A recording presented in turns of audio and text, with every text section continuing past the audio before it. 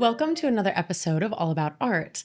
In this episode, I sat down with Steph McGovern, broadcaster, journalist, podcast host, and presenter of the BBC's new series, The Big Deal. Steph is someone who has spent her career making complex, often intimidating subjects accessible to everyone.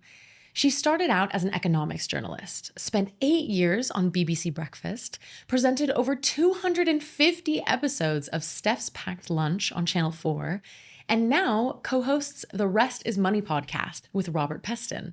The Big Deal is her latest project, and it follows 7 couples with no prior knowledge of the art world as they try to make money buying and selling contemporary art.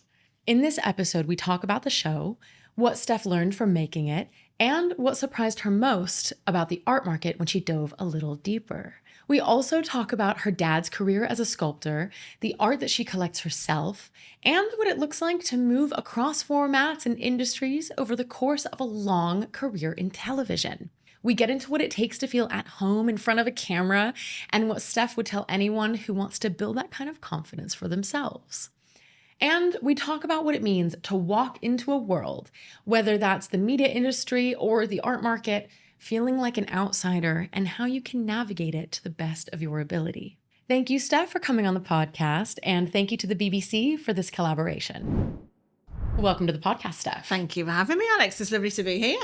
Can you start us off by telling us a bit about your background? Because I do think that it's quite a journey from winning Young Engineer for Britain at 19 years old to then presenting at the BBC to more recently venturing into authorship, which I think is very exciting, and now presenting a show about contemporary art. Yes. I want to ask you, where's the through line in all of the things you do? Do you know what? It's not obvious when you say it like that, but I think when I start to explain kind of what I think my career is mainly built on, it probably makes sense, and that's storytelling. So that's what I've all done my whole life, you know, in engineering. Okay, it's about storytelling through problem solving. So I am someone who, you know, grew up in an area, grew up in Middlesbrough, which is heavy industry. And there wasn't an obvious career in like the arts or in the creative sector. And at that point, I didn't know that that's where I wanted to work anyway, because I didn't really know much about it. I grew up with a dad who's an artist. Yeah. But I kind of rebelled against that because that's my dad. That was my dad's thing. And it's like I grew up in this house of like weird curiosities. You know, our house was the freak house, because the other kids would come around and be like, why's your dad got all these weird sculptures and paintings? And like a lot of my dad's art is quite industrial and then quite dark. Some of it's quite spiritual. And so that when you're a kid is like, wow, that's, you know, makes you feel like you're a bit weird. But yeah, obviously I totally appreciate that in a different way now. But so coming back to then, how did it all feed through? So for me, I saw the world of work as being like scientific, as being that kind of engineering, problem solving. But then what I learned from going in to do my engineering apprenticeship was a lot of life is about relationships with people. It's about sharing stories. And that's what I kind of have built my whole career on, is getting on with the lads, because it was mainly lads in the factory, you know, designing products and things, but thinking about the consumer and what's the story that they're going to solve with this. And then through that, I ended up being interviewed by the BBC about being a young woman in engineering and in a male-dominated environment and what that was like, because I'd won some awards. And then I stalked them, got some work experience. And then, I've just followed this crazy path through it all. But with this ultimate thing of, I am someone who's nosy. I like knowing what's going on in people's lives. I like trying to explain things to people. I like telling stories. I like problem solving. And all of that, I think, is embedded in like everything I've ever done. Yeah, I love that so much, because sometimes I, you know, obviously in preparation for this episode, I was researching you. I looked on your social media. I looked up your career history. And part of me just thought, man, how do you do it? How you will have the same amount of hours in a day as everyone else. You've just accumulated this wealth of experience. And I think that it really shows that you are nosy, you're curious about the world, and you want to tell those stories. And it really shines through in the work that you do. And I don't do it all on my own. Like, I think that's that's the other thing is when you're someone like me, obviously I'm the face that gets recognized, but behind me is like an incredible team of people who are constantly, you know, working with me on ideas of things, who are making the shows that I make. And, or, you know, in business, I've got a couple of businesses. It's that, you know, it's not me running it day to day. I'm part of it, but I'm not there like on the shop floor, you know, selling slime. That's one of the businesses. So I do this, but I do it, I guess, more as I don't know, like a omnipresent, but I'm not physically there doing every single thing.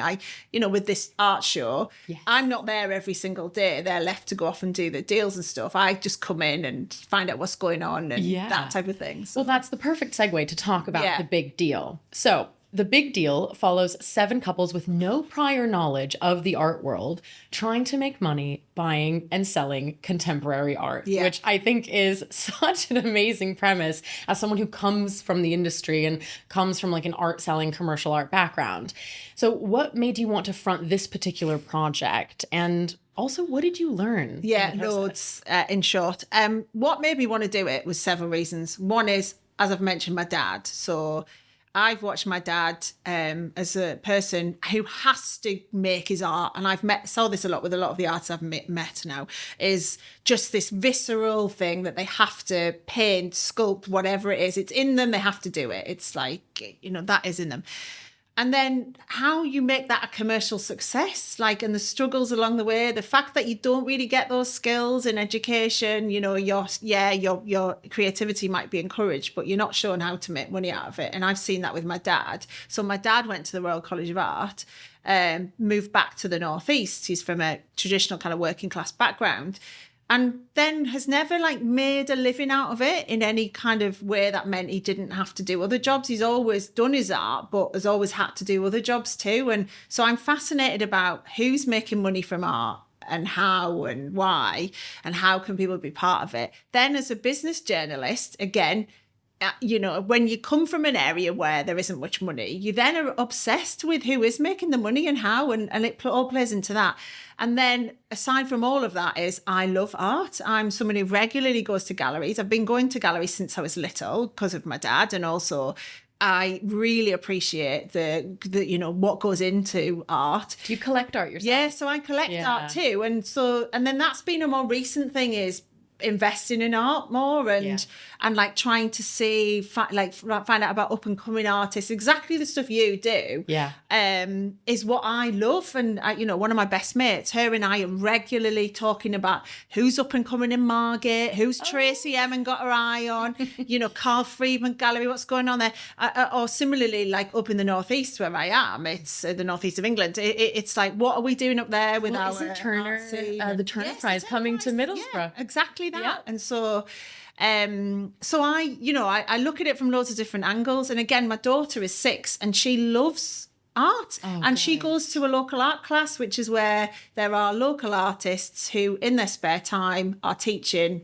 people like my little girl how to shade properly, or how to, and she comes home with these incredible pieces. So I see it from a million reasons of wanting to, and also I love telly, and I love the characters in the show and their stories, and I love the drama and the jeopardy and everything else. Yeah, I mean, I don't want to give anything away. I don't want to say any spoilers really, because it's really exciting that it's coming out. I think, is it coming out today as we're recording? It's Thursday, Northern Ireland, on Wednesday the 12th. Of August at 10:40 on BBC One in Northern Ireland, and then on Thursday the 13th it's coming out at 8 p.m. on BBC Two, and then of course it'll be on the iPlayer, so if you're not someone who sits and watches things live, you can get it on the iPlayer. Yeah, I think it's so exciting. And, you know, you're saying that you learned so much, but also that you weren't coming at it like from a novice perspective. You know, have a little bit of experience in it, more than I would say the general public does, in terms of being able to engage with art. And that's true. So I'm not a total novice, but I'm by no means an expert on it. So I know bits. I've learned bits through my dad, through just buying art. But and that's the really interesting thing, is I've never really understood what makes great art in the sense of its value and how much people are willing to pay. Yes, aesthetically, I can look at something and decide, but I've always been intrigued by where that comes from. And that's where, like, the brilliant experts we have on the show, like Cordelia de Freitas, the perfect name for an art judge, and like Matt Carey-Williams. Who I'm a big fan of, by the way. Yes. Recently went to his gallery, got to say hi to him. I love his program. I really appreciate the work that he does. Yeah, and it's fascinating because I'm like, how do you know? Because then I got obsessed with constantly showing them art I liked and saying, do you think this, you know, what do you think of this artist? And then they give me their opinion and I'd be like, where does that come from? And, you know, it's their years of experience. Like Cordelia obviously set up the Maddox Gallery. She does the Miami Art Fair. She's a big part of setting that up. And so there's all these things which you then go, all right, I'm going to listen to you. And watching our, like, we call them dealers in the show, our contestants, watching them listen to the experts and then working out whether they've listened properly or they've just nodded along is what I'm obsessed by. I love it because I love watching as well. I'm like, it didn't follow the brief. Yeah, exactly. There's moments where, and you don't have to know loads about art to be able to, you know, be part of this, but you can decide pretty quickly whether you think someone's listened and read the brief properly or not. And then you're screaming at the telly. I mean, I was physically there, so was trying to hold in my screaming. But you're like, how are man? Like, they've just told you that one isn't going to work. And you've just picked it. So. Well, what I find really, really cool about this show is that, yes, if you never have had anything to do with art, this could be incredibly interesting and fun because it pulls back the curtain and it shows you, it answers a lot of these questions or like kind of scratches that itch that you were talking about with all these curiosities that people bring to the art market or to the art world.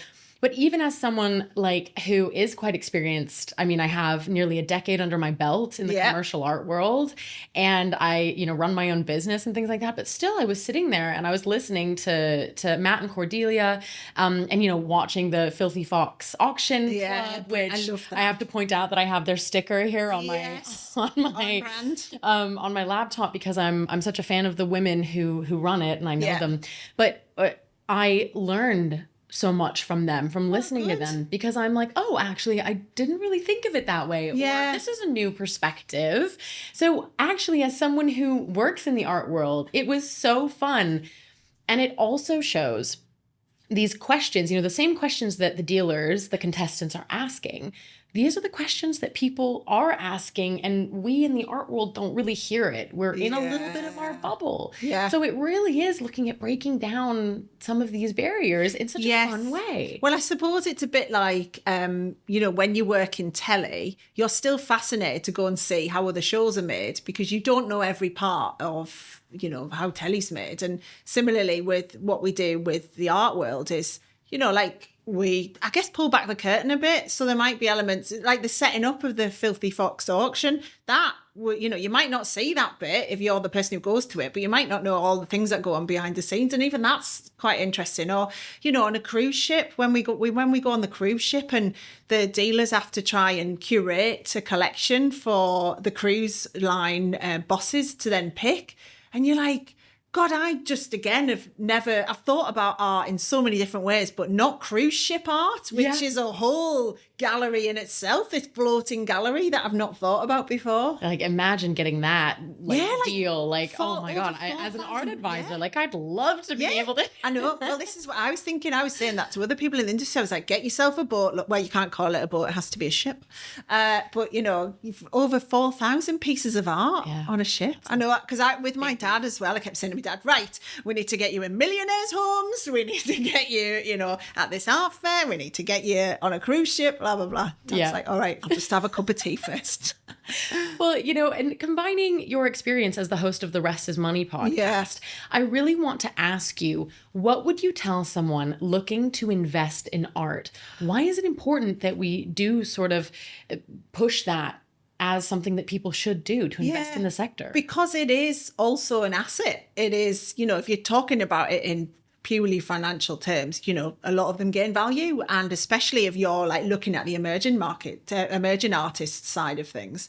And then if you pick someone who then goes on to, you know, suddenly be exhibiting all over the world and becomes part of these massive collections, then you've banked a winner. So it is in itself a really important market because, you mentioned the rest of this money. I'm actually doing like a spin-off series looking at how you invest in unusual assets. Now, art is not an unusual asset to you, but like in my world, For the financial world, yeah, it is. It is. And how do you price it? How do you work out its return? How do you store it? How do you do all these things? I'm fascinated by that, like wine, art, precious metals, whatever it is. How realistic is it that you'll make money on it, and how do you be part of it? And that to me is really interesting because in the art world, yes, we talk so much about what art we do or we don't like, but there's also people making serious money out of buying and selling it.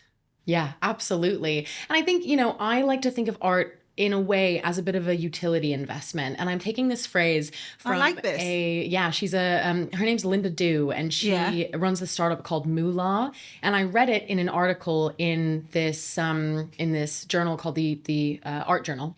And she was basically talking about art as a utility investment, meaning, yes, it can carry some kind of financial return, but a big reason why people invest in art is for the return on happiness and joy and living with it. That's a great way of thinking of the mental health aspect of it. Also, investing in a sector that you believe in and supporting the people who work in it, knowing that it's actually having a positive contribution on society and things like that. So that's another really big part of investing in art, because it's not necessarily only about that financial return.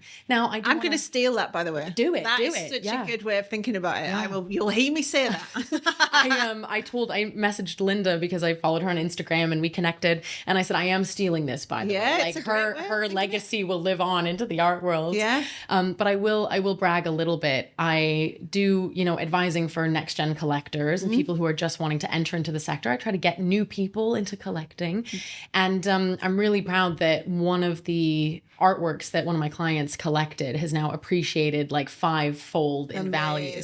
To be fair, when I say that, it's like something sold for £1,000 and is now £5,000. Yeah, but still. But like that's a big deal. Yeah. And you see this artist like getting big shows and like getting a lot of coverage. And it makes me so proud because I'm like, oh, my client is looking at this, and I send them, all these things like, look at what this artist is doing.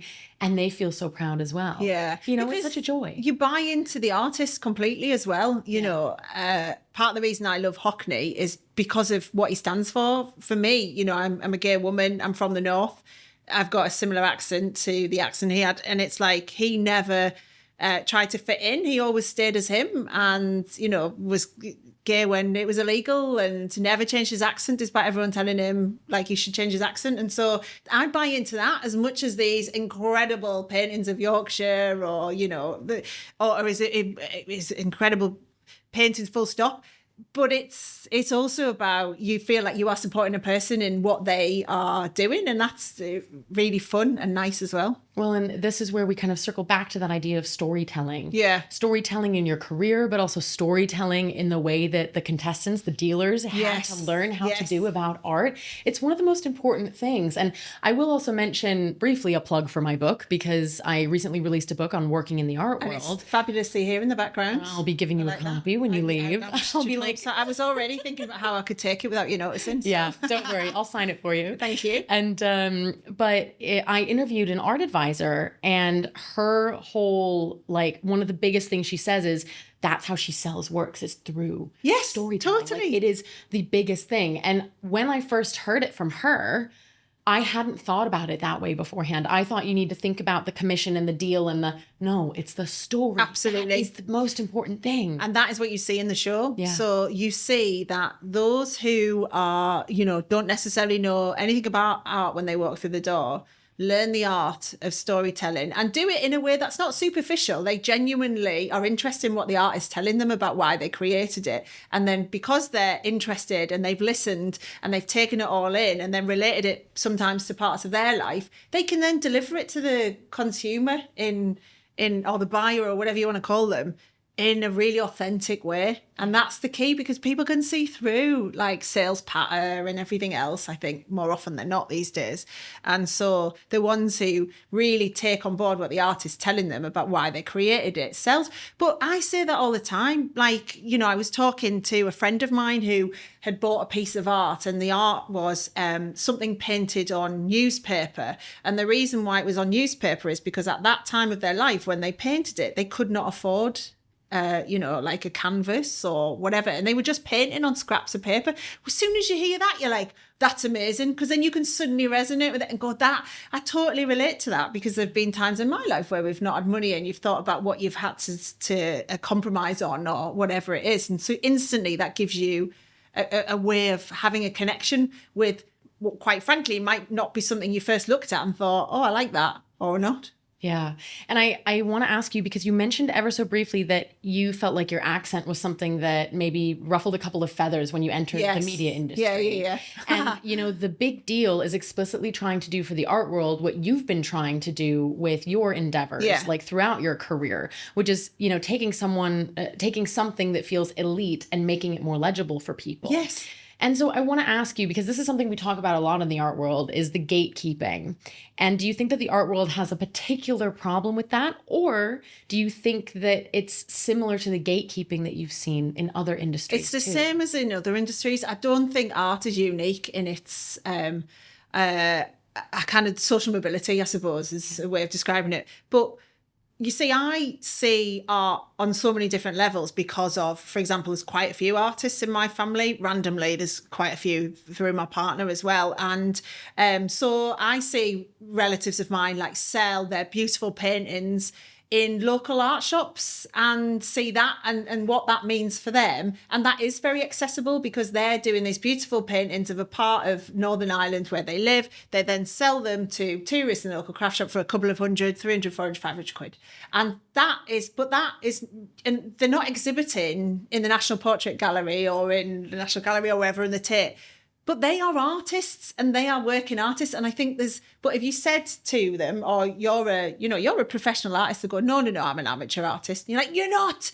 You've created this art and someone bought it. And I hate that snobbery, that like sense that art is, you're not an artist unless someone's paying you thousands of pounds for a piece. And I fundamentally disagree with that. I love street art. And what's to say that isn't amazing? Look, well, Banksy's now proven that street art is just as valuable as, you know, however you want to call it, traditional art. And so that is common in lots of industries. So again, in the media, when I started out, it was, well, you'll never get on air with that accent. You know, you've got to receive pronunciation, blah, blah, blah. I love listening to your accent. May I just say? I love yours. But the point is, accents are great. I also like an RP accent. So if we had a third person here who had a RP accent, they would sound lovely with our accent. Yeah. Like the three of us would sound great. And you wouldn't need to watch a video to know who's speaking. Yes. We have very distinct voices. Yeah. And that's lovely. It's having that mix. And I think, so similarly, you know, in the media, there's been that elitism, but also I guess the key is that barrier to entry of how you cross the line to be able to make enough money for it to be something you can do legitimately as a career and it not be a hobby, because more often than not you get people who are doing art as a hobby and don't see themselves as artists, or they're not making enough money for it to be, you know, that full time. Or you get people who who are time poor and can't do it and can't afford to stop doing their full-time job to do the art, and they haven't got the connections or the inherited wealth to be able to just do it more but that's the same with every industry. I don't know if I'm explaining it very well. Well, no, you are, because I hate that I'm like pulling it back to this, but it goes back to storytelling about yourself. Yes. Because when I first started the podcast, for example, I was working at an auction house at Sotheby's and I was doing my master's degree, and I wouldn't tell anyone that I ran a podcast. I was really nervous. I was really embarrassed almost. Why? I don't know. I was like, I don't know, 23 years old or 24. And I didn't feel comfortable getting my voice out there, but I knew a part of me really wanted to, and a part of me really wanted to do this project. Yeah. Now it's like night and day. Like I'm a completely different person when I present. But in the beginning, I was very nervous about getting my opinion out into the world and on the internet. And I remember someone who is a bit older than me and she runs companies and she's very confident. She introduced me to someone and she said, "This is Alexandra. She runs an amazing podcast." And that was how she introduced me. And then that was the talking point. And then I spoke more about it. And that was kind of a turning point for me to recognize, like, oh, even though I, fumble over my words when I introduce myself as a student and I just graduated from my bachelor's and I'm in my master's and I kind of work at an auction house part-time and I also run this thing. You can tell a story about yourself and that can be you. And even if you're not fully there, if you're not doing it full time, God knows I don't do this full time and don't really make any money on it either. But I'm still a professional podcaster. And you are, and you always were. But what like I'm hearing from that story is that's someone who championed you. So that's like someone who brought you into a room that you hadn't like kind of gone properly in because you were just thinking, oh, should I be here or not? And you see that. I see that all the time because I spend my life interviewing business leaders and, people from all walks of life and top politicians. And, whether I'm interviewing Hillary Clinton or someone who is packing boxes in an Amazon factory, everyone's got that core thing of feeling like imposter syndrome or feeling like they, have crisis of confidence at various points in your life. And nobody is better than anyone. No one person, those two people, no one's better than the other one or worse than the other one. And that's what you've got to kind of get past in whatever career you choose, whether it's art or anything. It's that sense of actually you deserve to be here. Because if you're fundamentally believe, if you are a nice person and you try your best, you can do anything you want in life. Like I do believe that. That's good. I need to keep that belief. You do. Sometimes you do. It does get discouraging. And I think that's, where perhaps it's also a symptom of the art world and also a symptom of the last decade, which, I kind of came of age in my career during the COVID pandemic. And so I graduated during lockdowns and, I've tried to make my way with my career ever since. And that has been rocky at times. I mean, it's been really great at other times. And so I think there is a level of like ups and downs when you learn about the cultural and creative industries. But perhaps because you were talking about championing and what it means to actually, give advice to people or put someone in, like give someone a seat at the table. Is there a piece of advice that you would give someone? Let's say someone wants to feel confident in front of the camera or, behind a microphone, or let's say someone wants to go into broadcasting and do the things that you do. What would you tell someone who wants to host a show like The Big Deal? What's a piece of advice that you would give them? The thing I would say is first of all, authenticity is absolutely key in the industry. So don't try and pretend to be someone that you aren't. Like, for example, if you watch me host The Big Deal and then go, right, I want to do that job. Don't try and pretend to be like me because that wouldn't be a good way to do it. The better way to do it, and, you might do it better than me, is to just be yourself doing it. Like, what would you'd ask different questions to me. If you hosted The Big Deal, you would ask completely different questions to me. And that's not a bad thing. That's a good thing. But I think so it's being authentic, but it's also, it's caring about it. You've not got to want to be on telly for telly's sake. You've actually got to care about whose story you're telling. Disseminating that information. Yeah. And how are you going to explain this in a way that your mates will understand? I often think of my mates. I don't think about this like homogenous lump of an audience. I tend to homogenous lump of an audience. Because that's not. It's people from all walks of life, and there'll be elements of what you say that some people will disagree with you on, or there'll be other parts where people, really buy into what you're saying and think, yeah, that's like me. So it's being representative in your TV shows of having like lots of different people from all walks of life. I always, and having the people who make the show have got to be from all walks of life as well, because that's who you're talking to. And so it's being authentic, and it is not trying to fit in. It's caring about the topic. So I don't just do any show. I would only ever do one that I genuinely care about. And then I go and do my homework so that I know absolutely everything about the dealers who are going to be on. I know, whether what their family situation is. I know what key events have happened in their life. I make sure I know them so that when I'm talking to them, I can draw out the things that I know our audience will go, hey, oh goodness, is that what's, we've got one of the contestants who was seriously injured in a burglary and, the awful crime that went wrong, and they were hurt in it. Yeah. And when you hear that, you suddenly go, goodness, that pulled at my heartstrings. Yeah, then that explains their reaction to things as well. And you go, oh, goodness, yeah, that I can relate to that, or you can empathize with it, or whatever it is. And that's the job of a presenter. It's not about you. It's not about me at all. It's about me bringing out the best of the people I'm talking to, which is what you're doing. Like, you're getting me to tell you stories and things, and that's what a good presenter does. So BBC. I know. I'm sure it won't be long. You're already doing stuff for the BBC anyway, aren't you? I am. And don't be afraid to like knock on doors. Like, I've always taken risks in my life. Because I was going to ask you, where do you see these opportunities when you're starting? I like kick doors in. I literally go and like hammer doors. And what's the worst that can happen? They say no. They say no. They just ignore you. Yeah. And I've always been like that. I think, again, where I grew up, we were given this sense at school. Our school was a bit of an unusual one. It was sponsored by local industry. So my school was a mishmash of people from tough backgrounds, but it was sponsored by British American Tobacco.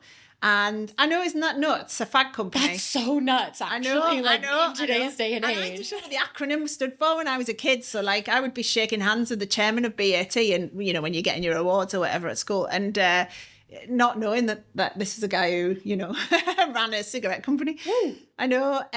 But my point being is, a lot of the kids that I grew up with didn't have the structure at home to do well academically. But what they were brilliant at was they had lots of other skills around resilience. They understood risk taking better than anyone else because their daily life was survival. And they could talk themselves out of situations. And like our school taught us, these are skills as well. It's not all about academics. And so I guess my point is that you have every right to be in the room. Like, what's to say you shouldn't be there? If you've like worked hard, tried your best, taken risks, been nice, you're there, and you should be there. And like I say that I work with a lot of young children who are those who are most likely to become NEETs. So you keep hearing this phrase at the moment in the news, which is not in education, employment or training. And there are a million young people like that in this country. So it's like 1 in 5 or something. And they are the kids who've never been told that they're good at stuff, and yet they've got loads. They might be an incredible artist, but that's not, you know, however they've been doing their art, it's been seen as, well, that's not your English and maths GCSE, so you're not very good at that. You're written off. And so I spend a lot of time talking to them about, actually, you've got loads of skills that are really valuable to the world. So focus on finding what you like. And okay, you might not be the next Hockney, but you might be the person who runs the gallery that's got the Hockneys in, or you might be the person who advises the next Hockney on key parts of their life, or you might be the person who writes the book on him. Exactly. Yeah. So it's like, we often just see the figurehead of things, like, you know, people see me. They don't see the millions of people around me that make me, and are just as important as me. So I think that's really good that you pull back the curtain on that, because I do think that in this day and age, especially with social media, we see what people are doing. And I guess one of the first like content creators / CEOs and like big business people that comes to mind is Grace Beverly, who I find really cool. And she is really open about like, hey, it's not actually me always posting on my social media. Like, it's literally a team of people. Like, I could not run my businesses and run these social accounts and do everything. Like, I have teams of people behind me. Yes, and totally. Yeah, when I feel like, I'm not doing enough or whatever, and why am I burning out? It's like, well, because you don't have a team of people behind you doing all these things that you think other people are doing. Yeah. Like, look, like for now, the way I've got hair and makeup done because I'm doing loads of different things today. So that's one of the stresses I don't need to think about. I've got a brilliant makeup artist called Patrick. Shout out to Patrick. Yeah, who is here.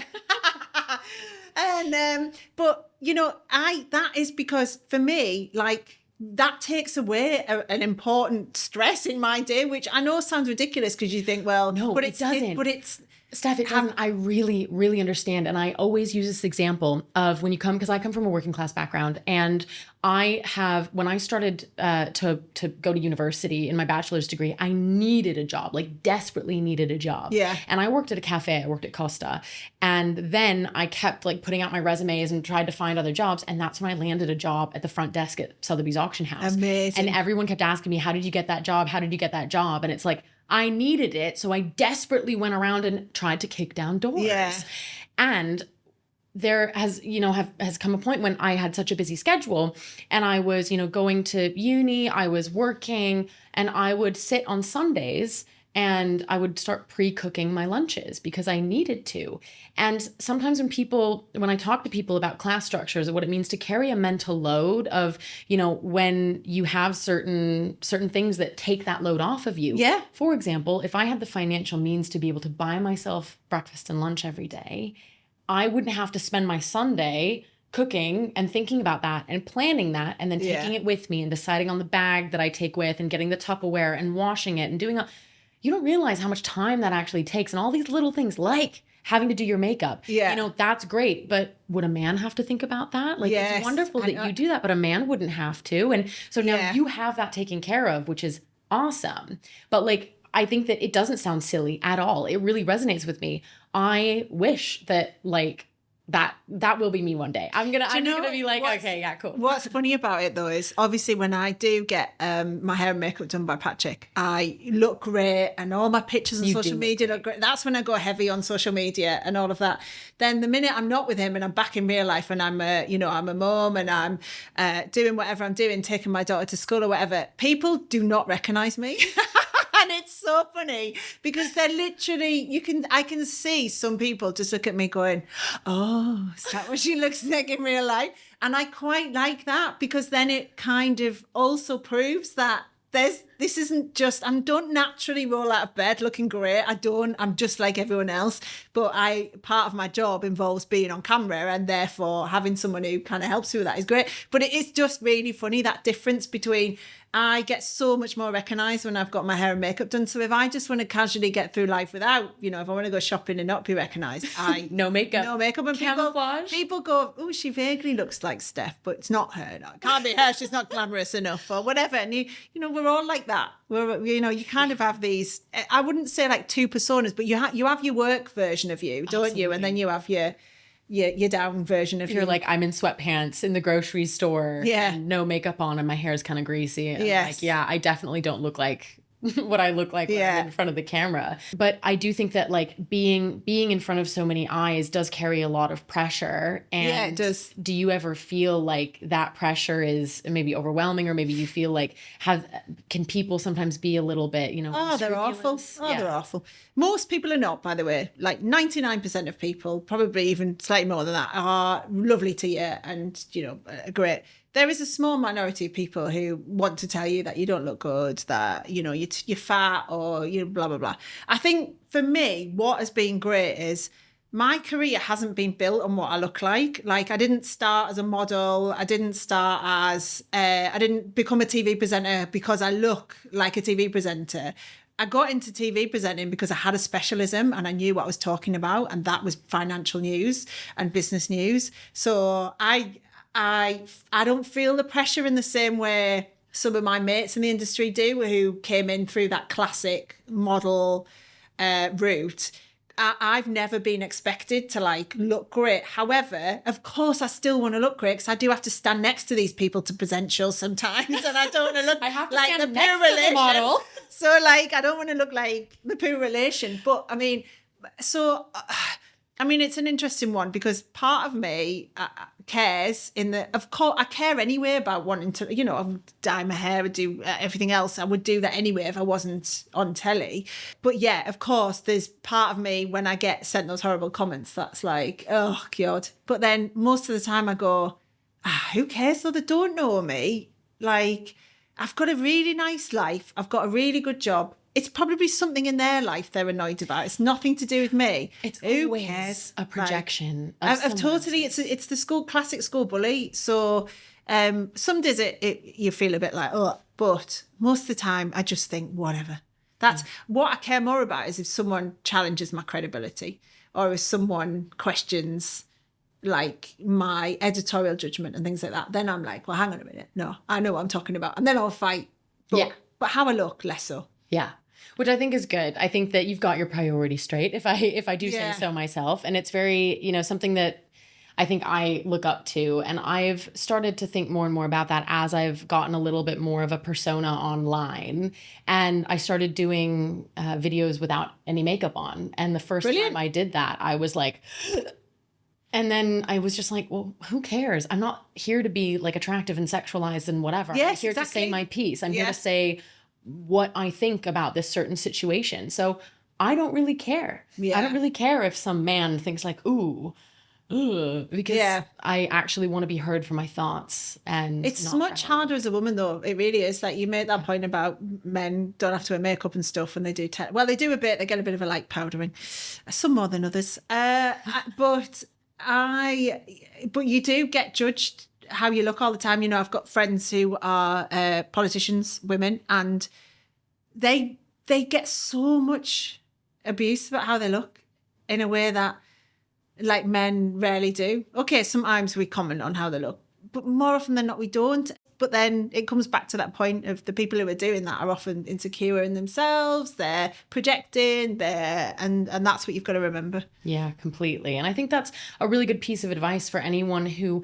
wants to put themselves forward in a little bit more of like a public light, like doing social media or kind of building a personal brand, which I think when, you know, circling back to talking about the art world is something that is really positive. And like, that's absolutely made my career so far, is because I started doing more social media and of course involving like the long form media that I do, which is the podcast. So, you know, I think that it's a really important thing for people to keep in mind. Yeah, it all comes back to authenticity. So like, if you don't change how you look or sound, just concentrating on being really good at what you're talking about. That's it. It's not about, because that's what people are listening for and that's what people are watching for. They're like, are they interested? Do they know what they're talking about? And that's it. It's really simple. Yeah. So don't change to try and conform to some stereotype of a presenter or anything else. Yeah. And hence why you then did, you know, deep dives into research about all the contestants and the art that you guys were going to go see, and also probably the experts and things like that. I think that, you know, you have to do really deep research in order to be able to properly present in a way that is both authentic as well as showing how well informed you are. Well, it's also because I don't want to be caught out. It's like, I don't ever want to have a moment where I always over prepare. Well, that's always. a professional standard that you hold yourself to. Because I absolutely would. I'd never go into an interview without knowing as much as I can about that person, because then that it's insulting to them for a start. And I just think that is my absolute job, is to pull things out of them that I know. You kind of already know everything about the person you interview and when you're interviewing them. And it's your job to get all of that out, the bits that you think are interesting as well, for the audience to hear. Yeah. And it's like, and so, I always over prepare. And again, I think that's, without going wild on the gender thing, but I do think that's a woman thing again. I think we tend to go, you know, there's that classic anecdote, which I've told many a time now, that, you know, if a man sees a job spec and they can do a third of it, they'll apply. Yeah. If a woman can't do all of it, she won't apply. Yeah. And that's really true. And okay, that's a sweeping generalization. There'll be some men who aren't like that and some women who are the opposite. But on the whole, that is true. And so I am that classic woman who over prepares for everything, because I think I've got to know what I'm talking about here. I've also started to try and break down doors. Even if I don't think I'm fully qualified for something, I will still pitch myself. Even though I have massive imposter syndrome, it's like, no, I can do that. And then you strategically wing it. And and as long as you back it up with the work, that's all. Like, put the graft in, you know, get through the door, then put the graft in, learn everything you can about it, learn everything about the people there. And then that's how you do it. So you can blag your way through the door, but then don't think you can just blag the rest of it. You do have to put work behind that. Yeah. Steph, in the interest of time, I want to ask you my final question that I love to ask all of my guests here on All About Art. If you could have dinner with one artist from art history, who would it be and why? It would be Tamara de Lempicka, because I would just love to talk to her about, you know, that era of art, all the, you know, as a gay woman, again, just like all the kind of those amazing Art Deco style paintings she did of the women, and what was really going on with those women. Like, where did she get? Were you guys just friends? Yeah, exactly. Like, tell me it all, Tamara. So I'd love to have a chat with her. And what was it like being a female artist? Yeah. I've got a good book recommendation for you, actually. The Final Act of Juliet Willoughby is a crime novel, but it's about an artist. It's like an art history book, but a crime and mystery thriller. Oh, cool. It's brilliant. It's by an author called Ellery Lloyd, and it's so good because it's about a woman who 100 years ago does this amazing painting and it goes missing, and then it's the whole backstory about her going missing, the art going missing, her relationship with a male artist at the time, and it's really, anyway, it's a good good thriller. Noted. And for anyone listening in, note that down. I'll put a link in the show notes. Yeah, yeah, it's really good. And I feel like we didn't even get to talk about your book, but I feel like if we started to go into that, then this episode would be 2 hours long. So with that, Steph, thank you so much for coming on All About Art. Thank you for having me. I've had a lovely time.